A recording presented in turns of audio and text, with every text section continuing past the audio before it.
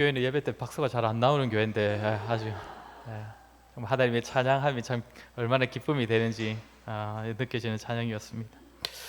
우리는 지난주 설교에서 하나님께서 주시는 신령한 복에 대하여 들었습니다. 바울은 하나님 아버지께서 그리스도 예수 안에서 성령을 통해 주시는 복으로 인하여 하나님께 감사의 찬양을 에베소서 전반부에서 시작하는데 무려 3절부터 14절에 이르기까지 멈추지 않고 한 문장의 고백으로 하나님께 감격의 찬양을 드린다고 했습니다. 우리가 지난주에 살폈던 복은 두 가지입니다. 먼저는 하나님께서 우리를 선택하여 주셨다는 것이고, 또 하나는 하나님께서 우리를 예정하셨다라는 것입니다. 선택은 창세전에 이루어졌고, 예정은 오직 하나님께서 기뻐하시는 뜻에 따라 이루어졌기 때문에 오직 하나님의 주권적인 역사로 우리는 하나님께 선택받았고 또 구원받는 자녀로 예정되었습니다. 그리고 하나님께서는 택하시고 예정하신 우리들을 하나님의 자녀답게 거룩하고 흠이 없는 삶의 자리로 인도하신다라고 했습니다. 오늘은 지난주에 이어서 하나님께서 우리에게 주시는 신령한 복 두 가지를 더 살피도록 하겠습니다. 먼저는 하나님께서 우리에게 죄사함의 은혜를 허락하셨다는 것이고, 다른 하나는 하나님의 비밀을 알게 하시려고 하나님께서 우리에게 지혜와 총명을 주셨다는 것입니다. 오늘 설교에서는 이 두 가지 내용을 살피도록 하겠습니다. 먼저 하나님께서 주신 신령한 복, 지난주에 이어서 보자면 세 번째입니다. 우리 7절을 같이 한번 읽도록 하겠습니다. 오늘 본문 7절 말씀입니다. 시작. 우리는 그리스도 안에서 그의 은혜의 풍성함을 따라 그의 피로 말미암아 속량 곧 죄사함을 받았느니라. 아멘. 하나님께서 우리에게 주신 또 하나의 복은 속량 곧 죄사함입니다. 지난주부터 살피는 하나님께서 우리에게 주신 신령한 복은 다 우리의 구원과 관련된 복입니다. 우리가 어떻게 구원받았는지, 구원받은 우리는 이제 어떤 존재가 되었는지에 대하여서 바울이 하나님을 찬양하는 내용입니다.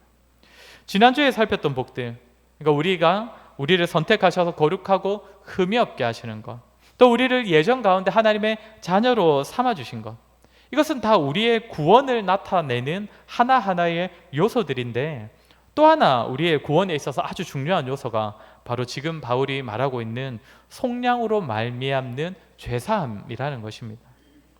먼저 속량이라는 단어의 의미는 한 번쯤 들어보셨을 것인데, 값을 지불한다라는 의미입니다. 특히 로마가 다스리던 시대에 노예된 자의 몸값을 지불하여서 그 노예를 해방시켜 줄 때, 그러니까 자유롭게 해 주었다 할 때, 그때 사용했던 단어가 속량이라는 단어입니다. 바울은 우리가 이 속량을 받았다, 이것이 우리의 복이다라고 말하는 것인데, 그러면 여기서 우리는 두 가지 사실을 더 생각해 볼 수가 있습니다. 하나는, 그럼 우리가 속량 받았다면 우리에게 속량이 왜 필요한 것인가? 속량이 필요하다는 것은 우리가 노예라는 것인데, 그럼 우리는 무엇의 노예가 되었다는 말인가? 속량 곧 죄사함이라고 했으니 우리에게서 해결되어야 하는 요소, 우리가 매여 있는 것은 무엇이라는 것입니까? 죄라는 것입니다. 죄. 우리 히브리서 2장 17절 말씀을 같이 읽도록 하겠습니다. 히브리서 2장 17절입니다. 시작. 그러므로 그가 범사의 형제들과 같이 신실한 대제사장이 되어 백성의 죄를 속량하려 하심이라. 아멘. 여기서도 속량이라는 단어가 나옵니다. 무엇을 속량한다고 합니까? 백성의 죄를 속량하려 하심이라. 이거 우리가 노예에 대해서 매여 있는 것, 우리를 사로잡고 있는 것은 곧 죄라는 것이고, 이 죄로부터의 속량, 죄에 대한 속량이 우리에게 필요하다는 것이죠. 그리고 또 우리가 속량을 받았다라는 말에서 알 수 있는 사실이 무엇입니까? 그러면 이제 우리가 속량을 받았다면 무엇으로 인하여서 우리는 속량을 받은 것인가? 그 당시 노예를 해방할 때는 노예에게 몸값을 지불하면서 노예를 자유롭게 했는데, 우리가 속량되는 것, 우리를 이제 자유롭게 하기 위하여서 속량의 값으로 지불한 것은 무엇인가? 오늘 본문에 바로 답이 나와 있습니다. 그의 피로 말미암아 속량 곧 죄사함을 받았느니라. 무엇입니까? 그의 피입니다. 우리가 좀 더 구체적인 가르침을 주는 구절을 보면 베드로전서 1장 18절 19절 말씀을 우리 한번 같이 읽도록 하겠습니다. 시작. 너희가 알거니와 물려준 헛된 행실에서 대속하며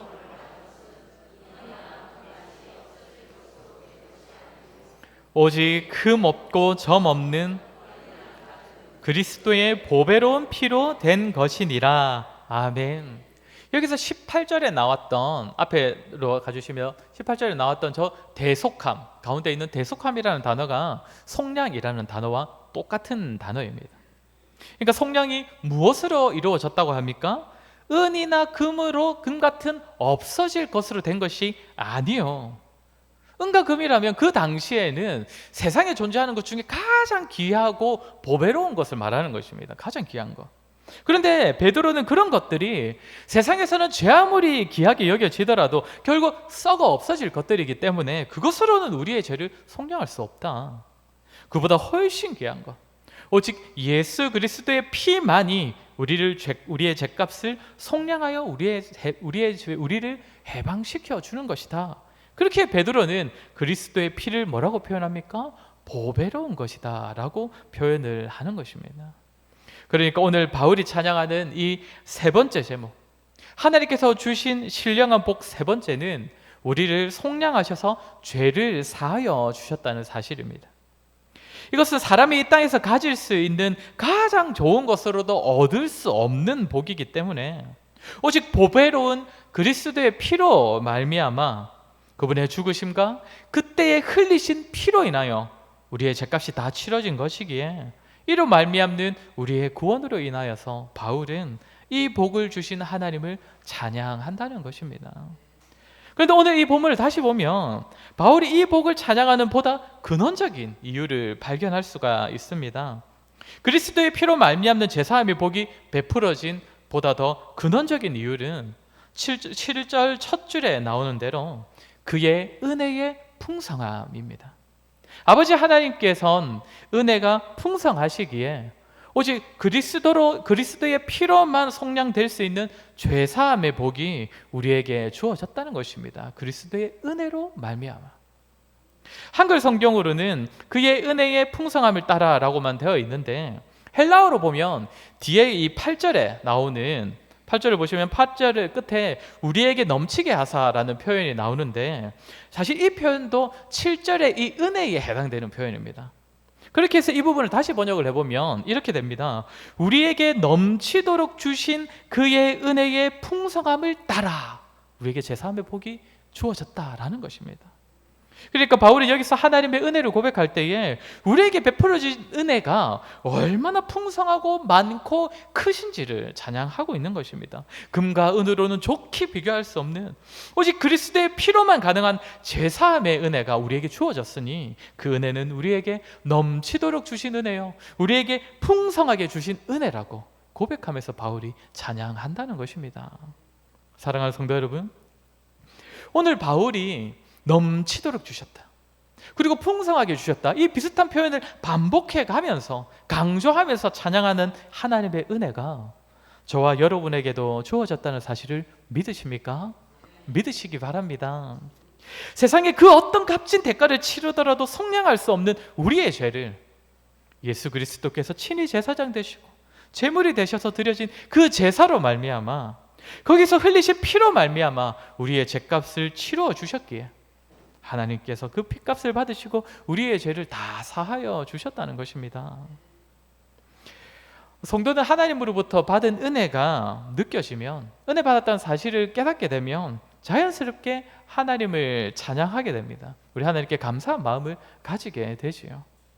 우리가 준비하는 일이나 우리가 치르는 시험이 잘 풀리고 또 우리에게 필요한 것이 주어지고 우리가 계획한 것이 그대로 잘 이루어지고 그런 일들 가운데 우리를 도우시는 하나님의 은혜가 느껴지면 우리는 성도로서 마땅히 하나님께 감사하게 되고 하나님을 찬양하게 됩니다. 그러나 사실상 그런 것들은 우리가 세상의 요소로도 어느 정도는 감당할 수 있는 것들입니다.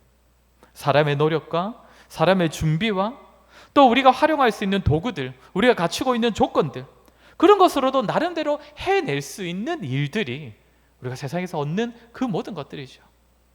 물론 그럼에도 그 모든 일이 하나님의 은혜로 이루어졌다고 고백하는 모습은 너무나 귀한 모습입니다. 그렇게 우리는 사람의 노력과 세상의 조건으로도 어느 정도는 해결할 수 있는 그런 요소로도 하나님의 은혜를 고백하며 하나님을 찬양하는데, 우리가 도무지 해결할 수 없는 문제, 세상에서는 답을 찾을 수 없고 사람이 스스로는 해결책을 결코 가질 수 없는 그 어떤 값진 것을 주더라도 해결할 수 없는 문제를 해결하여 주신 하나님의 은혜, 속량 곧 죄사함의 은혜이기에 바울은 그 은혜를 넘치도록 주신 은혜, 풍성하게 주신 은혜라며 하나님을 찬양한다는 것입니다. 우리의 죄의 문제는 오직 하나님 편에서 해결해 주셔야 하는데, 자그마치 하나님의 아들이신 예수 그리스도께 하나님 아버지 하나님께서 육신을 입히셔서 이 땅에 보내셔서는 그분의 피를 흘려 죽게 하시고 그 피로 우리의 죄를 속량하여 주셨으니, 이 제사함의 은혜는 바울의 고백대로 정말 넘치도록 주신 은혜, 풍성하게 주신 은혜, 은혜 중에 은혜, 은혜 위에 은혜라고 우리도 고백할 수밖에 없을 것입니다. 사랑하는 성도 여러분, 이 사실이 참으로 우리에겐 은혜가 되고 있습니까? 우리를 속량하여 죄로부터 해방시켜 주신 하나님의 은혜가 참으로 우리에겐 기쁨이 되고 있습니까? 우리가 받은 죄사함 가운데 정말 우리에게 넘치게 주시고 풍성하게 주신 그 하나님의 은혜를 정말 발견하면서 이것을 우리 삶의 최고의 찬양 제목으로 삼고 있습니까? 우리 로마서 4장 7절 말씀 한번 같이 읽도록 하겠습니다. 로마서 4장 7절 말씀입니다. 시작. 불법이 사함을 받고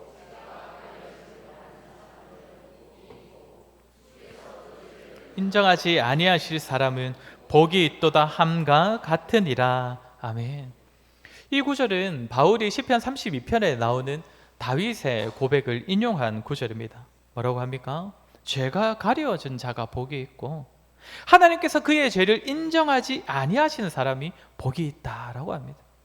그리스도의 성령으로 말미암아 더 이상 죄의 지배를 받지 않는 그 사람이 복되다, 그에게 복이 있다, 이것이야말로 우리에게 참된 복이고 진정한 복이고 영원한 복이다, 이 고백을 다윗이 했고 바울이 하고 있다는 것입니다.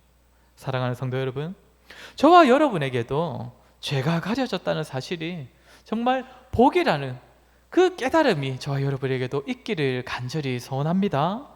우리의 죄를 더 이상 인정하지 아니하시는 하나님의 은혜가 정말 이미 창세전의 선택으로부터 시작되어서 우리에게 주어졌는데, 혹시 우리의 삶에선 이 은혜에 대한 찬양이 너무나 정말 메말라 있지 않는지 돌아보았으면 좋겠습니다. 저와 여러분, 오늘도 계속 보게 되는 이 바울의 찬양의 고백이 저와 여러분의 고백이 되었으면 좋겠습니다. 우리에게 넘치도록 베푸시고 풍성하게 베푸신 그 은혜를 헤아리며 매일의 삶이 감사와 찬양으로 넘쳐났으면 좋겠습니다.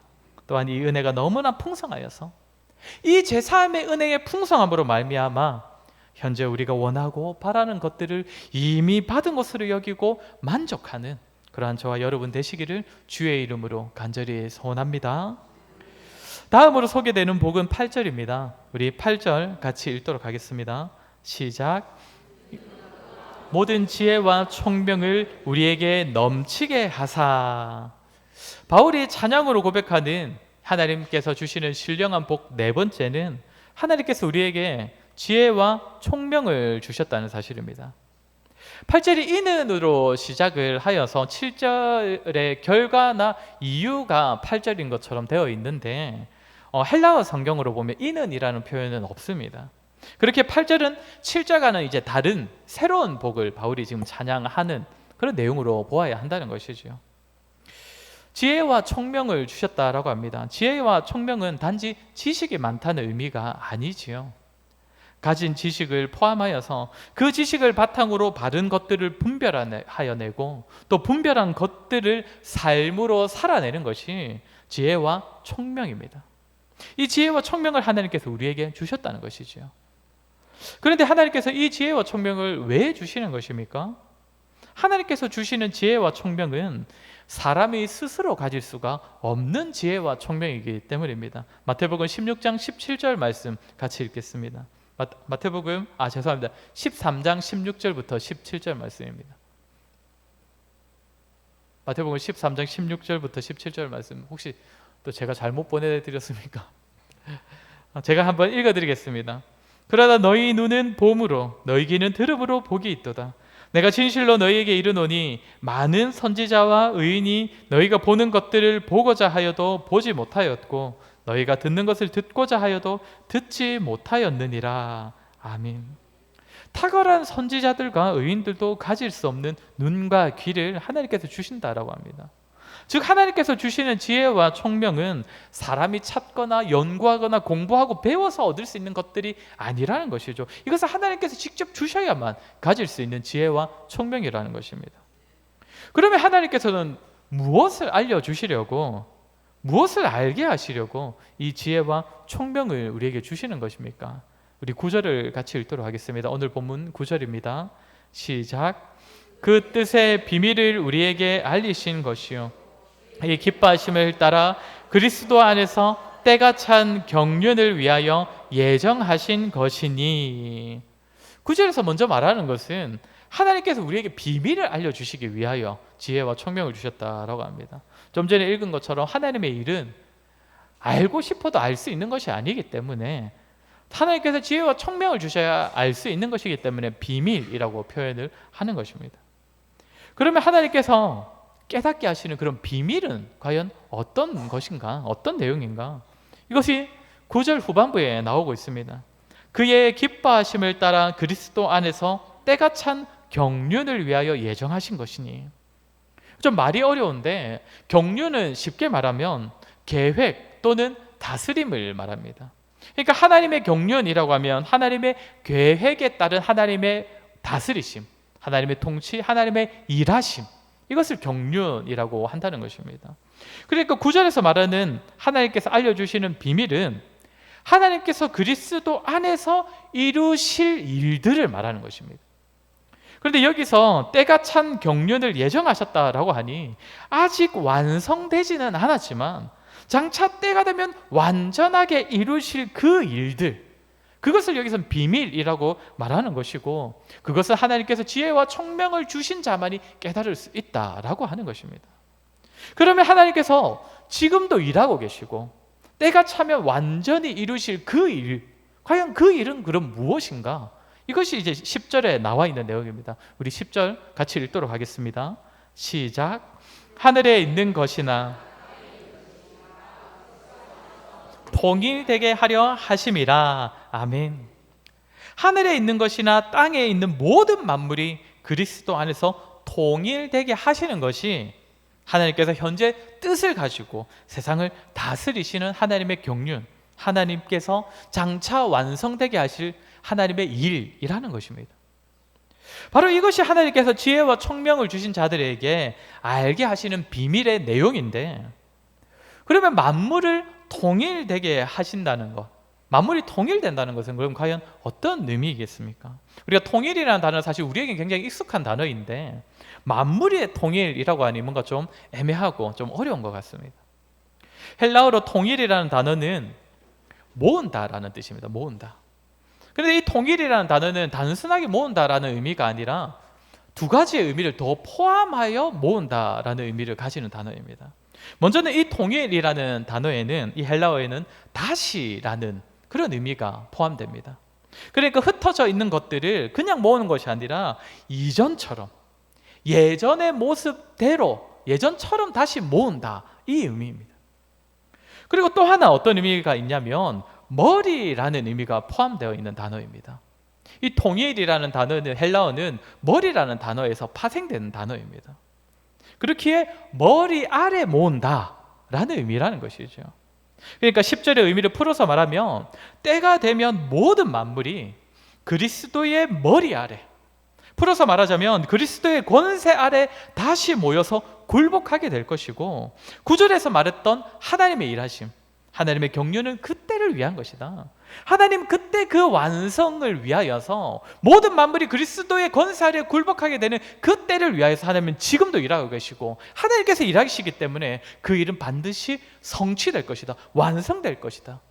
이것이 비밀인데 세상 사람들은 모르는 비밀이고 오직 하나님께서 지혜와 총명을 주신 성도들만 깨달아 알고 있는 비밀이라는 것입니다.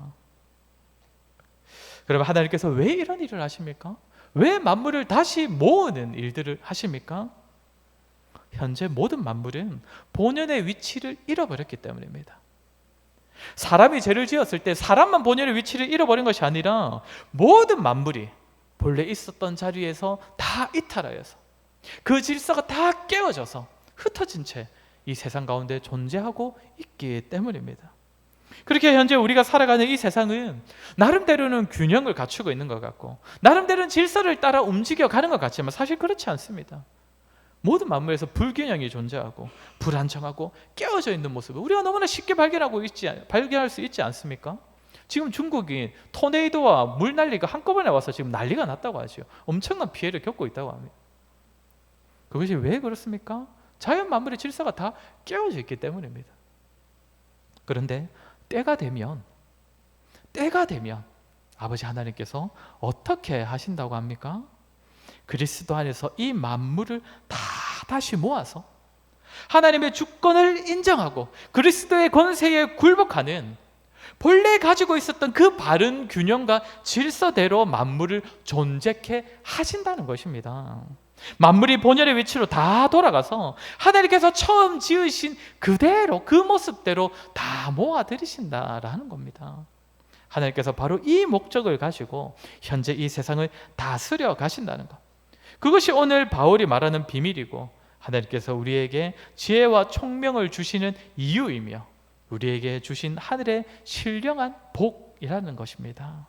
사랑하는 성도 여러분, 우리는 사실 이미 이 바울이 말하는 지혜와 총명을 다 가지고 있습니다. 여기 있는 대부분의 성도들에게 하나님께서는 이미 이 비밀을 알게 하셨습니다. 예수님께서 다시 오실 것을 우리는 알고 있고 그때 일어날 변화와 성취에 대하여서도 우리는 어느 정도 알고 있습니다. 그렇게 이제 우리는 이 지혜와 총명으로 이를 통해 가지게 된 분별력으로 이 세상을 살아가야 하는 것입니다. 현재 우리의 눈에 보이는 세상은 하나님의 일하심과 전혀 상관없어 보이지만 반드시 그리스도 안에서 통일되게 하신다는 것, 본연의 모습으로 회복시키신다는 사실. 지금 이 세상은 너무나 깨어져 가고 질서가 없어 보이고 균형을 다 잃어 보이지만 하나님께서 여전히 이 세상을 다스리고 계시고 이 세상 가운데 일하고 계시기 때문에 때가 되면 장차 이 만물들이 다 회복의 때가 이르게 될 것이라는 것, 그 사실을 믿는 믿음으로 이 세상을 우리가 바라보아야 한다는 것입니다. 지금 에베소서를 쓰고 있는 바울은 어디에 있다고 했습니까? 로마 감옥에 있다고 했습니다. 로마 감옥에서 이 편지를 쓰고 있다고 했습니다. 그런데 그 편지의 머릿글이 무엇입니까? 12절이나 멈추지 않고 하나님을 찬양하는 내용입니다. 그 옥중에서 감격의 찬양을 하나님께 드리고 있다는 것입니다. 바울은 어떻게 그것이 가능했겠습니까? 어떻게 로마 감옥에서도 감격스러운 찬양을 드릴 수 있었겠습니까? 지혜와 총명으로, 하나님께서 주신 지혜와 총명으로 지금도 일하고 계시는 하나님의 일하심을 바라보았기 때문입니다.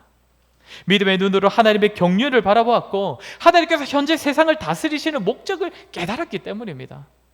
현재 나의 삶이 전부가 아니라는 것, 때가 되면 하나님께서 만물을 모으실 그날이 올 것이라는 것, 하나님께서 현재도 그 일을 하고 계시니 그 일이 반드시 성취될 것이라는 믿음이 바울에게 있었기 때문에 바울은 감옥에 있으면서도 하나님께 감격스러운 찬양을 올려드릴 수 있었다는 것입니다. 사랑하는 성도 여러분, 저와 여러분에게도 이 바울과 같은 모습이 있기를 소원합니다. 우리의 눈에 무엇이 보이든지, 우리가 어떤 상황에 있든지, 우리 눈에 보이는 세상의 모습이 어떠하든지, 우리가 처한 환경이 어떠하든지, 우리의 조건이 어떠하든지, 그것으로 인하여서 일희일비하는 것이 아니라 이 세상을 완전히 회복시키기 위하여 지금도 일하고 계시는, 지금도 이 세상을 놓지 않고 통치하시고 다스리고 계시는 하나님의 일하심을 믿음의 눈으로 바라보시기를 바랍니다. 그리고 그 하나님의 일하심이 성취되는 그날, 그 마지막 날을 기억하고 그 날을 기다리는 마음을 가지시고 그날에 대해, 그날에 소망을 두고 살아가시는 저와 여러분 되었으면 좋겠습니다. 오늘 들은 설교처럼 먼저는 우리에게 베풀어진 이 속량의 은혜, 제사함의 은혜를 날마다 찬양하는 삶을 살아가는 자들 되기를 소원하고, 또한 하나님의 섭리를 믿음의 눈으로 바라보며 만물을 다시 모으실 그날을 소망하며 살아가는 저와 여러분 되시기를 주의 이름으로 간절히 소원합니다.